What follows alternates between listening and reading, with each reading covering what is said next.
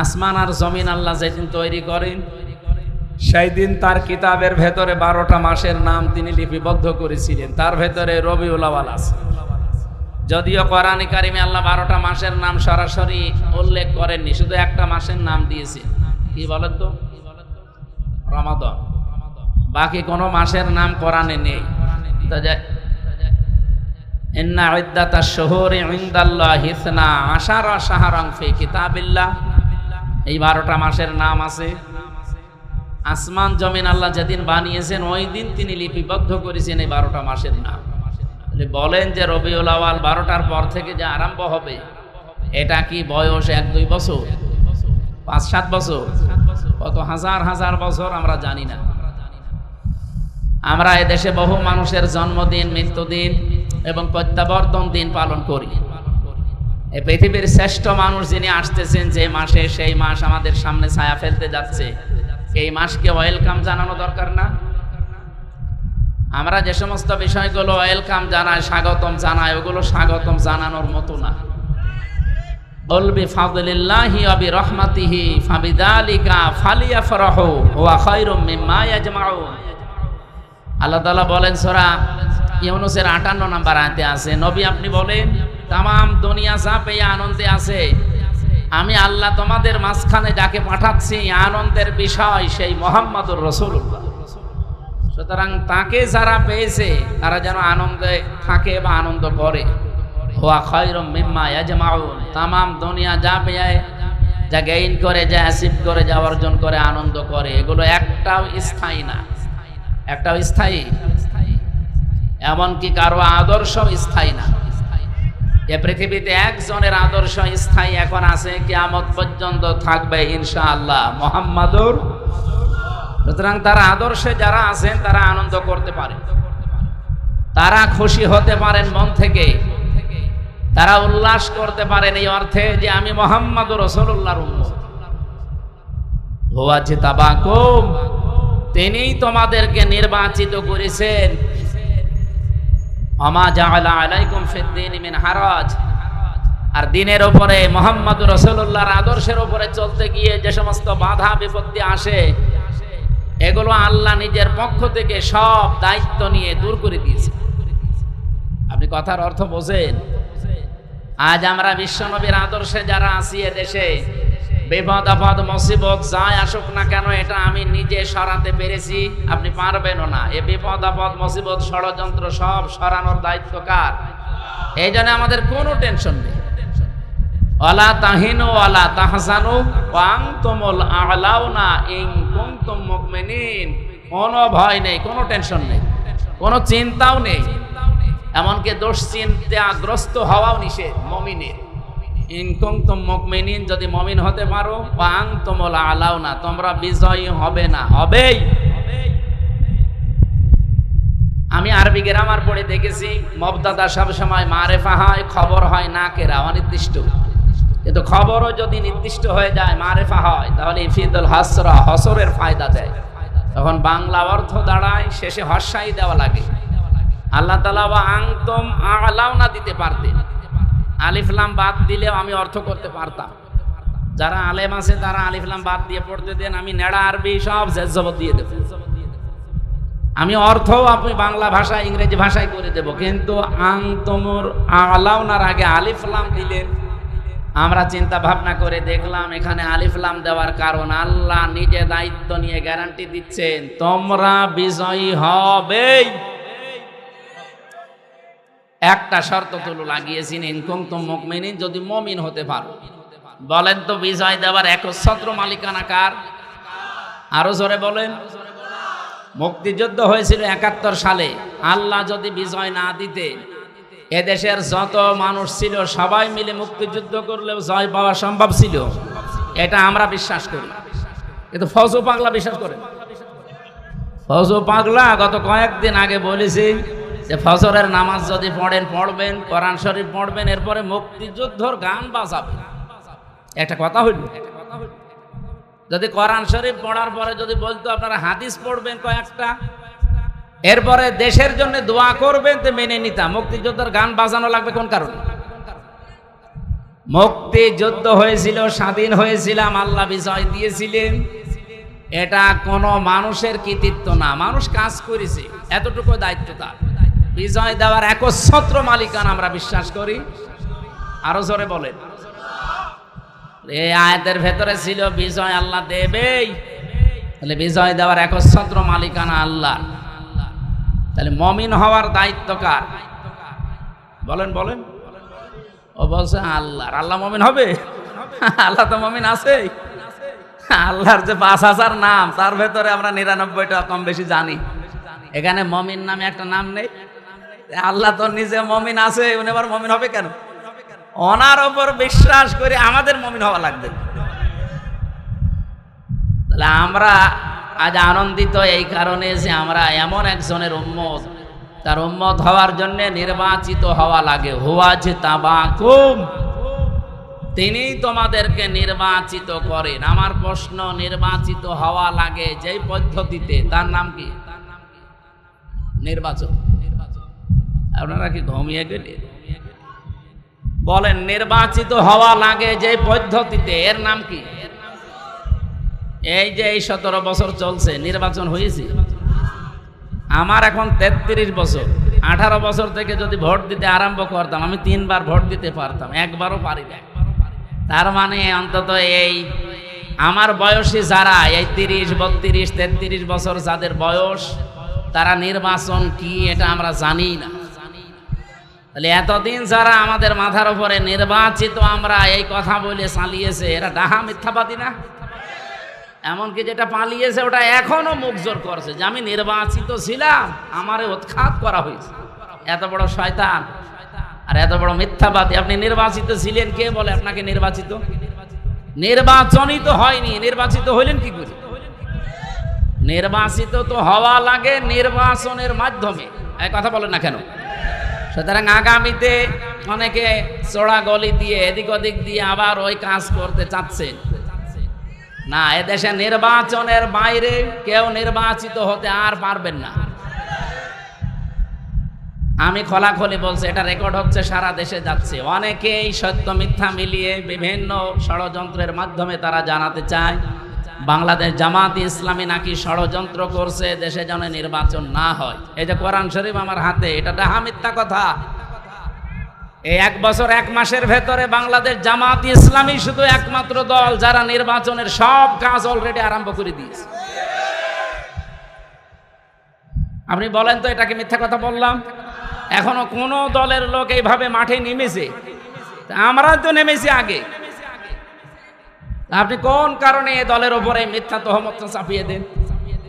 মিথ্যা চাপাতে চাপাতে এখন আর জায়গা নেই। সুতরাং যারা এই ষড়যন্ত্রমূলক কথা বলছেন, আপনারা থামবেন। গত পরশুদিন কি হয়েছে রাতের বেলা আপনারা জানেন? গোপন সংবাদ। এদেশে যা আরম্ভ করেছেন আপনাদের 1 বছর 1 মাসের তালিকা কিন্তু বিশ্ব আন্তর্জাতিক মডেল যারা অনেকেই পেয়েছে হাতে, তারা আপনাদেরকেও দিতে চাচ্ছে না। আর মিথ্যা তহমত আমাদের উপরে যা লাগিয়েছেন, এই কয়েকদিন ধরে যেটা চলছে, বিশেষ করে চরমপন্থার সাথে মৌলবাদ নাম দিয়ে এদেশের মুসলমানদেরকে অনেকেই এখনো পর্যন্ত কালার করার চেষ্টায় আছে এই বিশ্বের মডেলদের কাছে। আমি খোলাখুলি বলছি, এ কথাটা ওনার না, যে বলেছে তার নাম নিলাম না। এ কথা দাদারা শিখিয়েছে এতদিন খনি হাসিনাকে, ওই কথা এখন শেখাচ্ছে অনেককে। ওনার মতো যদি আবার ফাঁদে পা দেন, উনি তো অন্তত শ্বশুর বাড়ি পেয়েছে, আপনার তো শ্বশুর বাড়ি এই দেশে, আপনি কি করবেন তখন? এজন্য কারো কালো ফাঁদে পা দেওয়া যাবে না, চিন্তা ভাবনা করি। শেষে আপনারাও পাবেন না, ইসলামের হাতেও দিলেন না। শেষ পর্যন্ত এটা দেখবেন সাদা চামড়া যারা, তারা অন্য একটা ব্যবস্থা করে ফেলবে। এখন তো অন্তত দাড়ি রাখতে সুযোগ পাচ্ছে, নামাজ পড়তে যেতে পারেন মসজিদে। আমরা বাদ দিয়ে যদি অন্য কেউ শকুনের মতো এসে এই জায়গাটা দখল করে আবার একবার নিতে পারে না, তখন মসজিদেও যেতে পারবেন না, কপাল থাপড়িয়ে মরবে। আশা করছি রেকর্ড হচ্ছে বলে সারা দেশে যাবে, আমি সতর্ক করলাম, এটা আমি গোপনে জানি। আল্লাহ আমাদেরকে সব কিছু থেকে হেফাজত করুন। আমাদেরকে নির্বাচিত করেছেন কে বলেন? কি হওয়ার জন্যে? উম্মত, নবীজির উম্মত। যেহেতু আর 1-1.5 ঘন্টা 2 ঘন্টা পরে আরম্ভ হবে তার জন্মের মাস রবিউল আওয়াল, আমি এই সংক্রান্ত বিষয়গুলো সামনে এনে আজকে কথা বলতে চাই ঘন্টাখানিক। থাকবেন তো ইনশাল্লাহ? এখানে একেবারে নিস্তব্ধ হয়ে যাবেন, ভালো করে শুনবেন। যে আল্লাহ আমাদেরকে অন্তত এই গুরুত্বপূর্ণ একটা মাসে, সফর মাস শেষের দিকে রবিউল আওয়াল আসতেছে, তিনি আমাদেরকে কোরআন কেন্দ্রিক জীবন গঠন করার জন্য, রসুলের সুন্নাহ কেন্দ্রিক জীবন গঠন করার জন্য আজকের এই আয়োজনে হাজির হওয়ার তৌফিক দিয়েছে। এখানে দল মত নির্বিশেষে সবাই আছি আমরা। আমাদের পরিচয় এখন একটাই, আল্লাহর বান্দা, রাসূলুল্লাহর উম্মত। আর অন্য কোনো পরিচয় আছে? ওগুলো সব বাদ দেন। যে আল্লাহ আমাদেরকে সত্যিই বাড়ি থেকে পর্যন্ত নিয়ে এসে বসিয়ে রেখেছেন। আমি আসার সময় আমার পা দেবে যাচ্ছিল, তার মানে জায়গাটা এখনো ভেজা, কাদা, নিচ দিয়ে এখনো পর্যন্ত ঠান্ডা উঠতেছে। বৃষ্টি কখন নেমে যায় এখন তার গ্যারান্টি নেই। এই জন্য আমরা খুব তাড়াতাড়ি করব। খুশি হয়ে বলেন আলহামদুলিল্লাহ। দরুদ আর সালাম পাঠ করার মাধ্যমে আজকে আমরা আরম্ভ করছি রবিউল আওয়াল। রবিউল শব্দের শাব্দিক অর্থ হচ্ছে বসন্ত। আওয়াল মানে প্রথম, প্রথম বসন্ত। বসন্ত কি খারাপ? এটা আসলে সব সজীবতা ফিরে পায়। এ পৃথিবী ঠিক ওই রকম অকেজো হয়ে গিয়েছিল।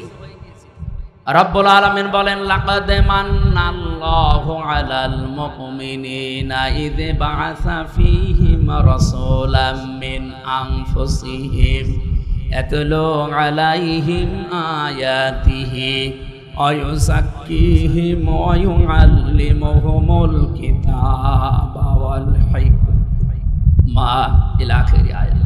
সূরা আলে ইমরান থেকে বলছি 164 নম্বর আয়াতে আছে, আল্লাহ পাক বলেন লাকাদ মান্নাল্লাহ, অবশ্যই আমি আল্লাহ মানন করেছি, অনুগ্রহ করেছি, আলাল মুমিনিনা, পৃথিবীর মুমিনদের উপরে।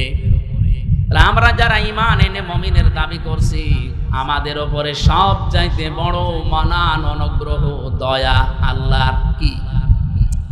ইয বাআসা ফীহিম রাসূলা, আমি একজন রাসূল পাঠিয়েছি তোমাদের মাঝে। এটা সবচাইতে বড় মানন আল্লাহর। তাফসীর আমি পড়তে গিয়ে আয়াতের থেকে দেখেছি এই পৃথিবীতে যত দয়া, যত রহমত, যত মানান, অনুগ্রহ আল্লাহ দিয়েছেন, সবচাইতে বড় দয়া আল্লাহর কাছ থেকে এসেছে 3টা। 1 নম্বরে কোরআনে কারীম, 2 নম্বরে মুহাম্মদুর রাসূলুল্লাহ, 3 নম্বরে আমরা মার বাবা পেয়েছি। এটা আল্লাহর রহমত। যাদের বেঁচে আছে রহমত বেঁচে আছে, যাদের মারা গেছে তার রহমত আর দুনিয়ায় নেই। তাহলে 2 নম্বরের ব্যাখ্যা বলছিলাম, বিশ্বনবীকে আমাদের মাঝে আল্লাহ পাঠিয়েছেন রহমত, মানান, অনুগ্রহ, দয়া হিসাবে। কি করতেন তিনি? ইয়াতলু আলাইহিম আয়াতিহি, তিনি আল্লাহর আয়াত তেলাওয়াত করে আমাদেরকে শোনাতেন। আজ ওপেন বলছি, আজ যত রকমের কথা বিভিন্ন রাজনৈতিক দল, বিশেষ করে বাংলাদেশে যারা দিন কায়েম করতে চান, তাদের উপরে আপনারা ছড়িয়ে দেন, তাদের উপরে আপনারা বসিয়ে দেন, তাদের উপরে আপনারা চাপিয়ে দেন। তাদেরকে বলছি যে মানুষগুলো বাংলাদেশে বলেন আমরা নবীওয়ালা কাজ করি, এই বাংলাদেশ সহ বিশ্বে নবীওয়ালা কাজ করছে যারা এই 4টা কর্মসূচি হাতে নিয়েছে। 1 নম্বরে ইয়াতলু আলাইহিম আয়াতিহি, যারা আল্লাহর আয়াত তেলাওয়াত করে মানুষকে শোনায়। আরে ভাই, আমি তো নিজে সাক্ষী দিচ্ছি, এতদিন তো ওইভাবে অ্যাক্টিভ ছিলাম না।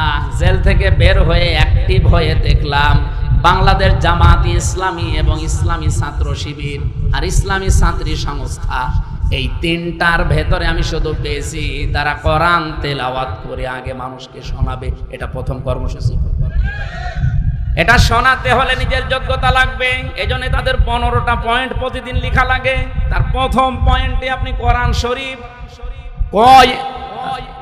কয় আয়াত পড়েন, বুঝে পড়েন না আন্দাজে পড়েন, ওইটাও আবার লেখা লাগবে।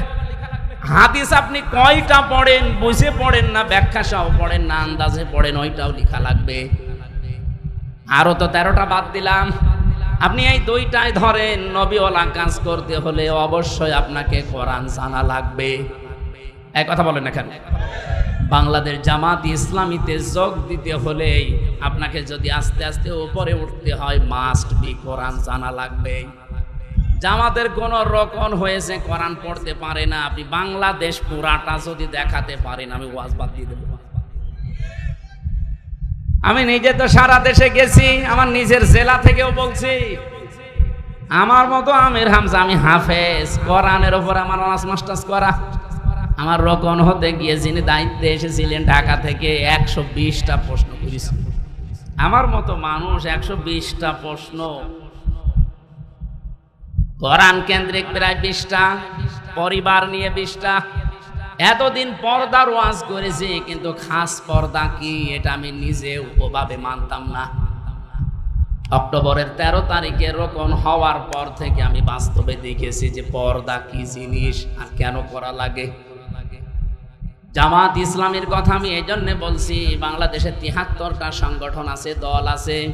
কোন দলে আপনি কাজ করলে জামাত কর্মী মানে সমাজকর্মী, অন্য দলের কোন কর্মী মানে সমাজকর্মী আমি পাইনি। কিন্তু জামাত ইসলামের কর্মী হতে হলে আপনাকে আগে সমাজকর্মী হওয়া লাগবে। এটা বানিয়ে বললাম। আপনি সারা বাংলাদেশে 56,000 বর্গ মাইলে যেখানে জামাত কর্মী দেখবেন, সে শুধু কর্মী না, দেখবেন সে সমাজকর্মী। তার যতটুকু ইনকাম আছে ওই টাকা দিয়ে হলেও, দলীয় ভাবে হলেও, এলাকার মানুষকে নিয়ে হলেও সে সামাজিক কোনো কর্মকাণ্ডের সাথে দেখবেন লেগে আছে। এই জন্য আমরা গ্যারান্টি দিতে পারি বাংলাদেশে জামাত ইসলামীতে ছোট থেকে বড় পর্যন্ত যারা আছে কেউ চাঁদাবাজি করে না। রবিউল আউয়াল মাসের যে 12টা শিক্ষা বলছিলাম না, তার একটা শিক্ষা আছে। আমরা শেষ পর্যন্ত ঘন্টাখানিক কথা বলতে চাই, থাকবেন তো? গুরুত্বপূর্ণ কিছু তথ্য নিয়ে আসবো ইনশাআল্লাহ। আমার ভাইরা, খুব অল্প সময়ের ভেতরে যেহেতু কথা শেষ করা লাগবে, নবীওয়ালা কাজ করতে হলে 4টা কর্মসূচি হাতে নেওয়া লাগে। 1 নাম্বার, আপনি আল্লাহর আয়াত তেলাওয়াত করে মানুষকে শোনাবেন, দাওয়াত দেবেন। এটা জামাত ইসলামীর ভেতরে আমি পেয়েছি। এই জন্য নবীওয়ালা কাজ যদি কেউ করে তাহলে দেশে জামাত ইসলামী করছে। 2 নাম্বারে ওই যাক্কিহিম, তারা পবিত্রকরণ, এই যে সংস্কার বলছেন, এটা এই শব্দ থেকে নেওয়া। সংস্কার তো 1 বছর 1 মাস হয়ে গেল, যা আশা করেছিলাম কিছুই হয়নি। শুধু নাটোরে ডিসি গেছে কুষ্টিয়ায়, কুষ্টিয়ারটা কুমিল্লায়, মাল তো সব একই আছে। আমরা চাই যে দায়িত্ব ভার নিয়ে আপনি বসেছেন, এটা যেন কিছুদিনের ভেতরে অন্তত আমাদের দেখান, নয়তো আমরা বিশ্বাস হারিয়ে ফেলছি। অন্তত সংস্কার এবং দৃশ্যমান কয়েকটা বিচার দেখান। এক কথা বলেন না কেন যে একটা মহিলার সিদ্ধান্তের কারণে 2000 মানুষ অলরেডি বিদায় নিয়েছে। এটা সরকারি জরিপ, বেসরকারি জরিপ হচ্ছে 3432 জন। এতগুলো মানুষ যার কারণে দুনিয়া থেকে 24 সালেই বিদায় নিল, আর এই 15.5 বছর তো বাদই দিলাম। এখনো পর্যন্ত প্রায় 40,000-এর উপরে মানুষ বিভিন্ন হাসপাতালের বেডে, বাড়িতে কাতরাচ্ছে। একটা মানুষের কারণে যদি এরকম ক্ষতি হয় তো তার কিছু করা দরকার না? আমরা চাই খুনি হাসিনার দৃশ্যমান বিচার যেন এদেশে তাড়াতাড়ি করা, নয়তো আবার কেউ খুনি হাসিনা হয়ে উঠবে। অনেকে আশা প্রকাশ করছে। আজকে একটা মিছিল হয়েছে ঢাকাতে, পিঠের ওপরে বাম্বু গেছে, তখন আবার সোজা হয়ে গেছে। আজকে বিকাল বেলা দেখবেন ফজলুর রহমান ফজল সাহেব উনি সংবাদ সম্মেলন করে বলছে, আমি জামাতকে কালো দল বলি নাই, মুখ স্লিপ হয়ে বেরিয়ে যেতে পারে, আমি বলি নাই। আমার মনে হয় কেউ পেছন দিয়ে কিছু দিয়েছে।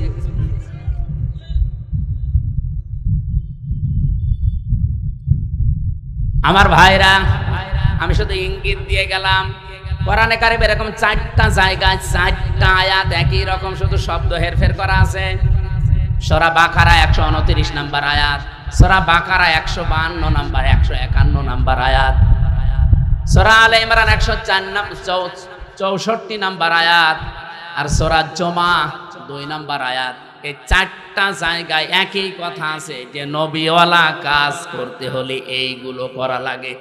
যারা এ দেশে করছে আপনি নির্দ্বিধায় বিশ্বাস করতে পারেন কোরআনের সাথে তাদের মিল আছে, তারাই মাত্র নবীওয়ালা কাজ করছে। আল্লিমুহুমুল কিতাব, 3 নম্বরে তারা কিতাবের শিক্ষা ব্যবস্থা চায়। এই বাংলাদেশে যতগুলো আন্দোলন হচ্ছে আল্লাহর কোরআনকে শিক্ষা ব্যবস্থায় নিয়ে যাওয়ার জন্য, আপনি তাকান এই যে 15 বছরের ভেতরে একটা বিষয় দেখবেন, আগে 5 এবং 8-এ বৃত্তি পরীক্ষা হতো, 100 মার্কের কোরআন হাদিস থাকতো, সেটাই 15 বছরে পোড়াটা তুলে দিয়েছে, একটাও না। আমরা দাবি জানিয়েছি, আমরা আহ্বান জানাচ্ছি, যেহেতু আপনি 2 জন নবীর নাম নিয়ে বসে আছেন, ডক্টর মোহাম্মদ ইউনুস, কয়জন নবীর নাম? মোহাম্মদ ইউনুস, 2 নবীর নাম নিয়ে আছেন, অন্তত এই কাজটা করে যান যাওয়ার আগে, যে আমরা 1 থেকে মাস্টার্স পর্যন্ত দেশে এই কোরআনের 100 মার্কের কম্পালসারি সাবজেক্ট চাই। এই চান না এটা?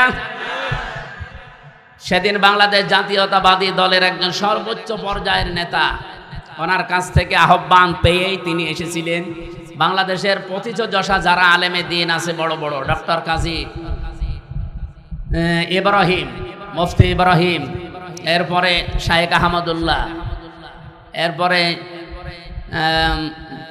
শায়েখ হারুন ইসহার, আমি নিজেও ছিলাম, এরকম আরও যারা আছে, মাওলানা মামুনুল হক, শাকাত হোসেন রাজি আমিনী সাহেবের যে জামাই, এরকম বাংলাদেশে যতগুলো আলেম আছে সব এক জায়গায় হয়েছিল। তারা সবাই চাচ্ছে, এবং জাতীয়তাবাদী দলের গুরুত্বপূর্ণ কয়জন ছিল, এই মানুষগুলো এসে সবাই তাদের মনের ভেতরে এই আশঙ্কা যে যেভাবে চলছে এইভাবে চলতে থাকলে আমাদের ছেলে মেয়েরাও শেষ বয়সে আমাদেরকে বৃদ্ধাশ্রমে রেখে আসবে। কারণ তারা আমার সাথে 3 বছর জেলে ছিল, আমি নিজে দেখেছি, পরিবর্তন হয়েছে তারা অনেকে। তারা এখন চাচ্ছে যে কোরআনে কারিম যেন অন্তত 100 মার্কের কম্পালসারি প্রত্যেকটা জায়গায় হোক, আমরা কোরআন কেন্দ্রিক হতে চাই। এর বাইরে যারা আছেন দাদাদের প্রেসক্রিপশন অনুযায়ী চলেন, ওনাদের ফোফা ছাড়া চলতে পারেন না, আপনার কপালে কিন্তু আমার মনে হয় এই ফজুর মতো গালিগালাজ খাওয়া লাগবে। দেখেন আজকে কি গাল দিয়েছে, জয় ফজু বেরিয়া, একটা কথা হলো। আলেমদের বিরুদ্ধে কথা বলার ফল এটা, এই জন্য সাবধান থাকবেন, আপনিও যেন এরকম রাস্তায় নেমে আবার গাল না খান। বলে আমরা চাচ্ছি নবীওয়ালা কাজের এই 3 নাম্বার কর্মসূচি হাতে নিতে। আমি গ্যারান্টি দিতে পারি, বাংলাদেশ জামাতে ইসলামীকে যদি আল্লাহ ওই জায়গায় পৌঁছিয়ে দেয়, আল্লাহর কসম সংসদ থেকেই পাস হবে এটা ইনশাআল্লাহ। কোরআনে কারিমে দেশে 92% মুসলমান আমরা, অন্য ধর্মের যারা আছে তাদের ধর্মগ্রন্থ তারা পড়বে, কোনো অসুবিধা নেই, কিন্তু 92% আমরা মুসলমান। আমরা চাই এদেশে 1 থেকে শুরু করে মাস্টার্স পর্যন্ত একটা ছেলে যখন বের হয়ে আসবে অন্তত যেন আলেম হয়ে বের হয়ে আসবে। আজকে আমার কুষ্টিয়ার ডিসি পাল্টিয়ে গেছে, উনি খুলনায় গেছে, পটুয়াখালীর একজন যিনি, উনি আজকে এসে জয়েন করেছে। সাক্ষাৎ করেছিলাম আগেরটার সাথে, উনি অনেকদিন ওএসটি হয়েছিল, শেষ পর্যায়ে এসে কুষ্টিয়াতে দায়িত্ব পেয়ে চলে গেছে আজকে।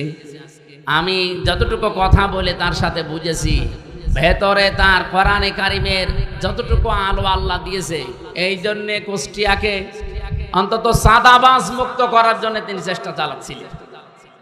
কিন্তু কিছু মানুষের কারণে আল্লাহরে বান্দা আর পেরে দেয়নি, এখন খুলনাতে চলে গেছে। আল্লাহ যেন সফলতার সাথে, সততার সাথে এবং এখলাসের সাথে দায়িত্ব পালন করার তৌফিক দিন। আজকে কুষ্টিয়ার সবচাইতে বড় অফিস, আমি ওখানে গিয়েছিলাম দুপুরবেলা, অনেক সময় ছিলাম।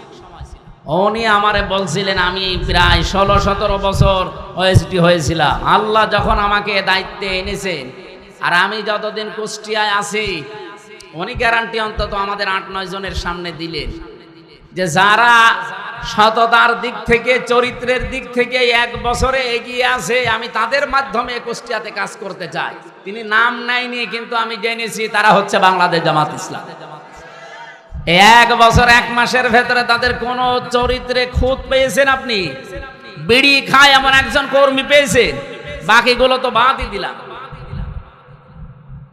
আর বাকি অন্যান্য যারা আছেন এই 73টা দলের অধিকাংশ দল, আমি সবাই বলি নাই, অধিকাংশ আপনি মিলিয়ে দেখবেন তারা যাদের আদর্শ নিয়ে রাজনীতি করে ও আদর্শই না।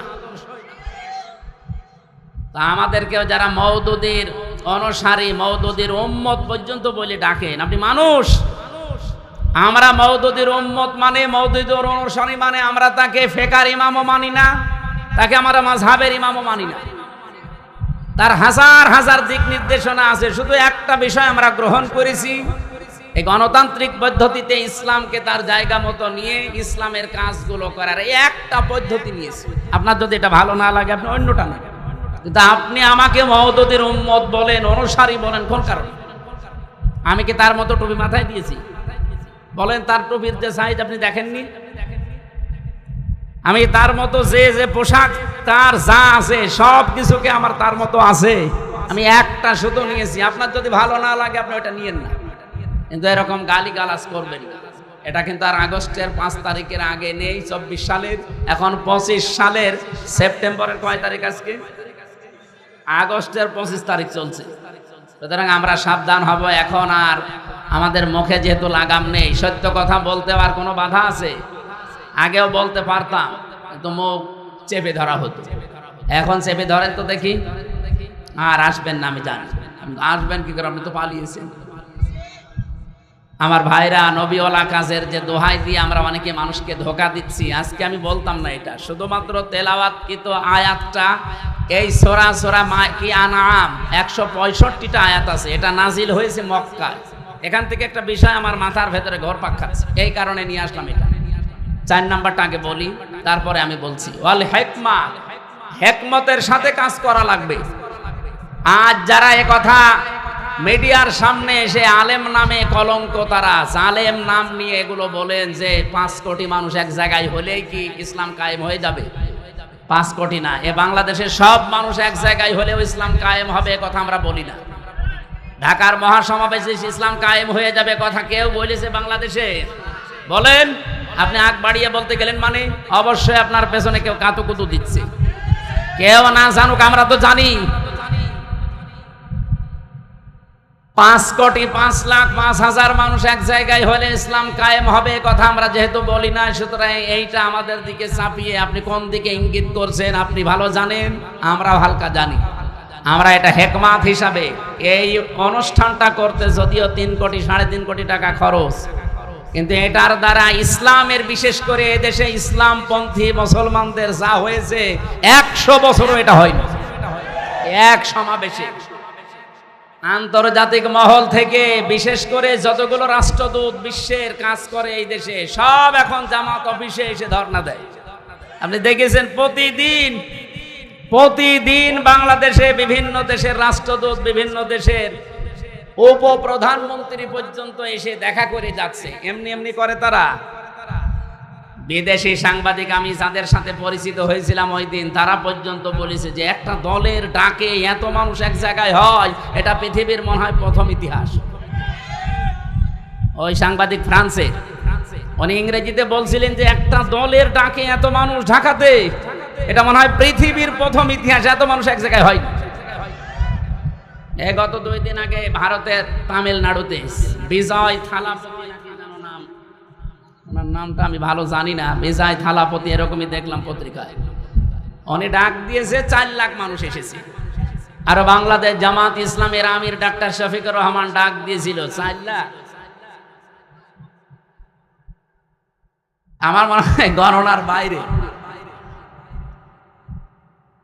আপনি কি মনে করছেন যে এই সমাবেশ যদি বাংলাদেশের আর 73টা দল আছে, যে কোনো দলকে করতে দেন তো 3 কোটি টাকা না, আমি 30 কোটি টাকা তাদেরকে বলবো খরচ করতে, তাও তারা এর অর্ধেক মানুষ নিয়ে আসতে পারবে না।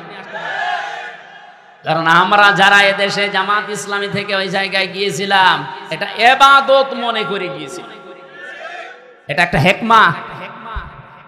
আমরা হেকমার ব্যাখ্যায় অনেকগুলো বিষয় ছিল, আমি সবগুলো নিয়ে আসতে পারছি না। আমি শুধু এই মক্কা এবং মদিনায় নাজিল হওয়ার একটা প্রেক্ষাপট নিয়ে আসতে চেয়েছি। এদিকে তাকান, এ সূরা নাজিল হয়েছে মক্কায়। কোথায়? কোরআন শরীফের ভেতরে মক্কায় নাজিল হওয়া সূরা 92টা, আর মদিনায় নাজিল হওয়া সূরা 22টা। অন্য আরেকটা বর্ণনা আছে 86টা আর 28টা। আমরা প্রথমটায় ধরলাম। তাহলে এই সূরাটা মক্কায় 165টা আয়াত আছে, আমরা মাত্র একটা আয়াত পড়েছি। আমার এই মাথার ভেতরে এই আয়াত নিয়ে যত তথ্য আছে, এই 1 ঘন্টা তো এমনি বললাম, কিয়ামত পর্যন্ত আলোচনা করলো আজ শেষ হবে না, এত কথা এর ভেতরে আল্লাহ লুকিয়ে রেখেছে। আমরা হালকা টান দিয়ে কিছু বের করতে পারবো ইনশাআল্লাহ, ওইগুলো আপনাদেরকে ডেলিভারি দেবো ইনশাআল্লাহ। তাহলে সূরাটা নাজিল হয়েছিল কোথায়? মক্কা। এই জন্য সূরার নাম মাক্কি সূরা। মদিনায় যতগুলো সূরা নাজিল হয়েছে সবগুলোকে বলা হয় মাদানী সূরা। তো শিক্ষা কি?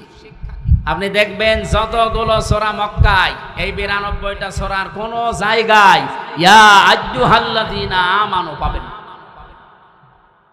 আপনি যারা আছে কোরআন পড়ে শেষ পর্যন্ত পড়িয়েছি উপর থেকে, অবশ্যই শুরু থেকে শেষ পর্যন্ত এনাদের পড়া আছে। স্টেজের সামনের কাতারে যারা, একটাও বাদ নেই, প্রত্যেকেই 1 থেকে শেষ পর্যন্ত পড়িছে। কিন্তু আপনি বলেন এই 92টা সূরা ইয়া আইয়ুহাল্লাযীনা আমানু নেই।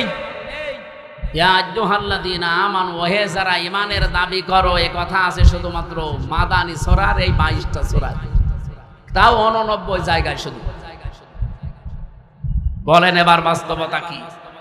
আমার এই মাথার ভেতরে আমি এটা পেয়েছিলাম, এই মালয়েশিয়া বিশ্ববিদ্যালয়ে একটা সেমিনার ছিল, ওখানে প্রায় 28টা দেশের শিক্ষক শিক্ষিকা এসেছিল। ওই সেমিনারে কথা বলতে আমারও 2 মিনিট সময় দিয়েছিল, যে তাকওয়ার ব্যাখ্যাগুলো আপনি সঠিকভাবে 2 মিনিটের ভেতরে তুলে ধরেন। এক একজনকে এক একটা দিয়েছে। তার ভেতরে ওটা ফ্রান্সের, হ্যাঁ শিক্ষক ফ্রান্সের, উনি একটা তথ্য বলছিলেন, পৃথিবীতে সবচাইতে দামি পানি ওয়াটার কোনটা বলেন তো? হ্যাঁ, এটা তো আমিও বলেছিলাম, কিন্তু আমি বলে ধরা খেয়েছি। আরে ভাই, 1 গ্লাস জমজমের পানি কয় টাকা? আমার কাছে আছে, আমি 5 লিটার পানি কিনে নিয়ে আসলাম, আসার সময় 12 টাকা নিল। 12 টাকা মানে বাংলাদেশে মনে হয় 380 টাকা। 1 টাকায় 32 টাকা, তো সেই হিসাবে 380 টাকা না কত হয়, তাও 5 লিটার। 1 গ্লাস পানির দাম খুব বেশি হলেও কত 20-22 টাকা হবে বাংলাদেশে। এবার বাস্তবতা বলেন, পৃথিবীতে সবচাইতে এখন দামি পানি যেটা, না অ্যাকোয়া ক্রিস্টালা, যে নীতা আম্বানির বউ, নীতা আম্বানি পান করে,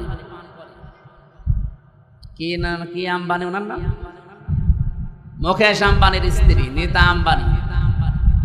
এটা স্বর্ণের কি যেন মিশিয়ে দেয় ওর ভেতরে, খুব দামি পানি। 1 লিটার পানির দাম বাংলাদেশের 3.5 লাখ টাকা। আমার মনে হয় মহিলার যদি 24 ঘন্টায় অন্তত 3-4 বোতল পানিও লাগে, 3-4 লিটার, কত টাকার পানি লাগতে পারে আপনি বলেন তো? 10-12 লাখ টাকার শুধু পানি খরচ হয় তা, আর বাকি যা তো বাদই দিলাম।